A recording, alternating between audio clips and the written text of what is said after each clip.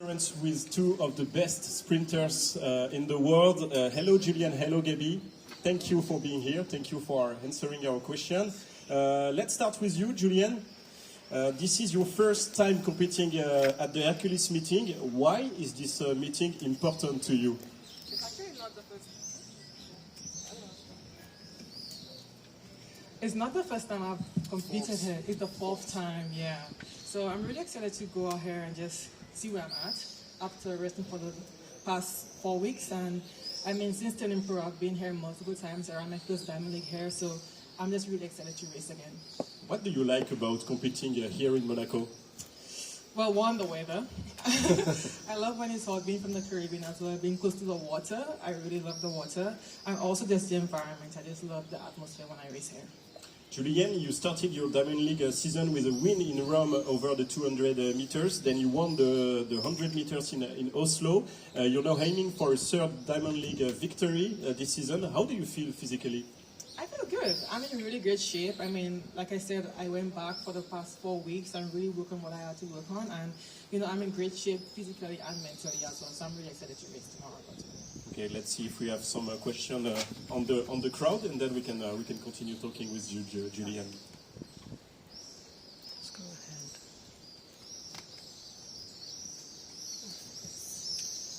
Hi, Julien. Are you going to compete in the Commonwealth Games? No, unfortunately, I won't be competing in Commonwealth Games.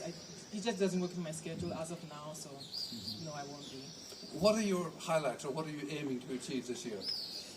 As for now, remaining healthy, which is most important, and also just going to the Diamond League final and Ultimate Championships and hoping to win there. Yeah, Julien, maybe we would like to know what time would you make you happy tomorrow? I don't like talking about times, to be quite honest, but anything sub 22, I'm happy. But I think most importantly, the win. That's really what I want as of now. You are full of confidence for tomorrow. Facing Gabby is something I feel special for you, right? Yeah, I'm excited. Gabby's a good competitor as well, so I'm just looking forward to just having a great race and finishing healthy. And like I said, the goal of tomorrow is just to go out there and win. No question. Let's turn to Gabby. Gabby, this is your second time here after 2023. Is that right? Yeah? No, I think this is my third time here. Okay. I came briefly right after graduating from college, I think back in 2019. Now you came being a three-time Olympic champion. Has that changed in your approach? I think being an Olympic champion does change you in some ways, but for the most part, I try to focus on doing the things that I did to get to that point. So once you become an Olympic champion, it doesn't get easier. Sorry. The work really does remain the same, despite the fact that the expectations get higher. So every day I just focus on doing what I've been doing for years that got me to that point and maintaining that.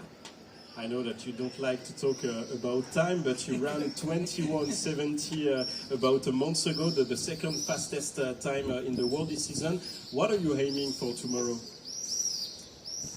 You know, I think similar to what Julien said, the goal is to win. The goal is to come out and put your best foot forward, no pun intended, and just do what it takes to win the race. And you take it race by race, and hopefully I compete well to the best of my abilities, and I finish the race healthy. And of course, just have a good time and push myself. It's a great field with amazing competitors, Julien included, and so I'm looking forward to seeing what we can bring out of each other. Thank you, Gabby. Let's see if we have questions in the crowd.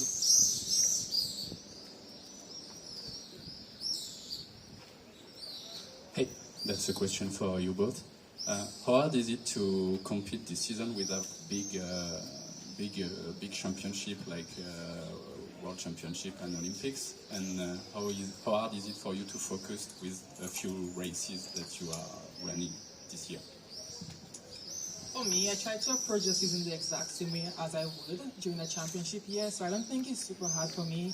I'm a very competitive person. I want to always put my best foot forward, like Gabby was saying just now, to always go out there and just try to win. So I try to not relax and not think of it as a relaxed year and a non-championship year, so I wouldn't say it's easier. I just try to do the exact same things I've been doing before. Yeah, similar to Julien, I take pretty much every race by race. Any season, whether it's World Championships or Olympics, you kind of do have to take it day by day, week by week, month by month. And the goal can't just be focused on something that's far away. You have to focus on the present moment and what you're doing. So it genuinely does feel the same, especially this season now that we've implemented a World Ultimate Championships. It almost does feel like any other season if your goal is to compete at the World Ultimate Championships. But there's also a little bit of lightness in the season that I feel.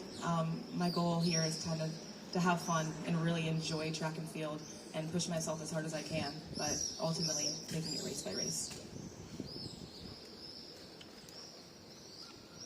I've got a question for you both as well, and it kind of leads on from what you were just saying about that Ultimate Championship. I just wondered if I could ask your thoughts on that, how excited you are to potentially be able to take part in something brand new and therefore achieve something that no one else has ever achieved by becoming an inaugural champion. There's really not much I can say about Ultimate Championships. I just try to look at things as, well, major championships like such as just another race to just not psych myself out, but I'm really excited to just go out there and just compete to my fullest abilities, so yeah. Yeah, I think it'll be a lot of fun. Having an inaugural event, not really knowing what to expect. I'm not sure what to expect from the event. I don't know what it's going to look like. I don't know how similar it will be to World Championships, but it should be a great time. I think the goal is to have the best of the best compete there. So that's always fun. That's always a little nerve-wracking, but it should be a great time. Yeah.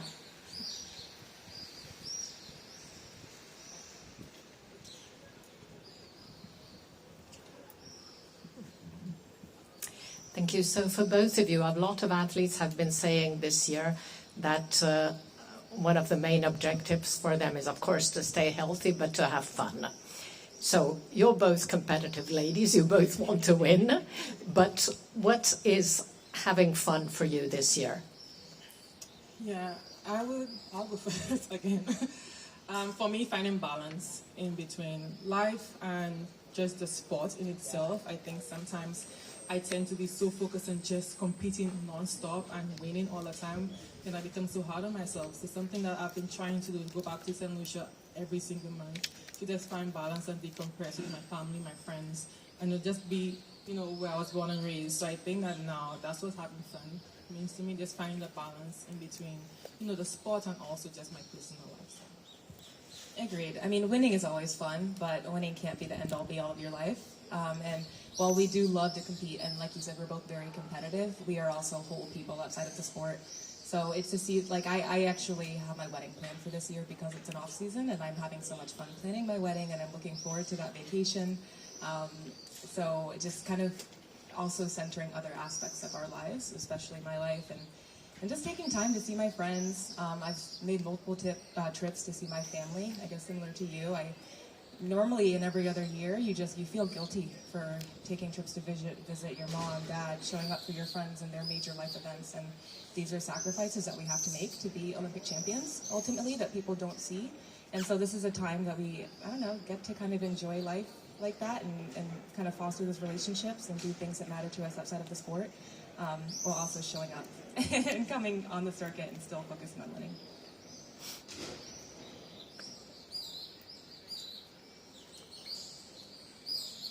Julien, Gabby, do you know that the meeting record is 21:77, set by Merlin Ottey in 1993? Is it something you have in your mind? Yeah, it's been a while, yeah. Well, no, again, I think it would be lovely to get a meeting record, right? You obviously want that every time you step on the track, but again, the goal is always to win. The goal is to always compete. And it's to control what you can control. Track and field is a sport where you cannot control the conditions, you cannot control what anyone's doing in the lane next to you, and you cannot control your time. And the more an athlete understands that, the more successful that they will be. So the goal is always to, first and foremost, win. Whatever happens after that, happens after that. And if you can't win, as long as you ran your little heart out and gave them a run for your money. So that's the goal. Yeah, I'll echo the exact same thing Gabby said.